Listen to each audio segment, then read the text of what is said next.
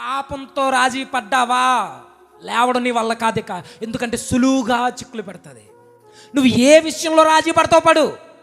నీ ఆస్తుల విషయంలో, తగాదాల విషయంలో, శత్రుత్వం విషయంలో, దేనితోనైనా రాజీ పడు. కానీ పాపం విషయంలో రాజీ పడితే గుర్తుంచుకో మిత్రమా, నువ్వు మరలా ఆ పాపం అనే ఊబిలో నుండి బయటికి ఎప్పటికీ రాలేవు.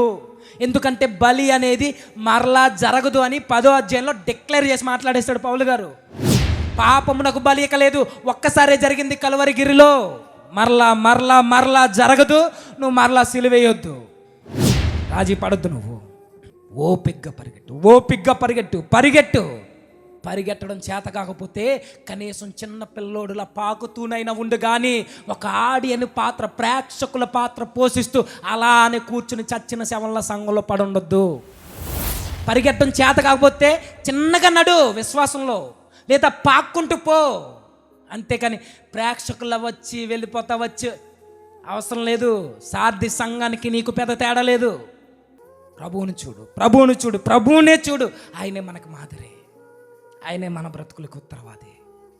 ఆయన చూస్తే ఏం జరుగుద్దంటే ఆయన ఓపిగ్గా పరిగెట్టాడు. నేర్చుకో. శ్రమలు వస్తాయి, కష్టాలు వస్తాయి, కన్నీళ్ళు వస్తాయి. కానీ ప్రభు నీ కొరకు ఎలా ఓర్చుకున్నాడు అలా ఓర్చుకో. ఓపిగ్గా పరిగెట్టు.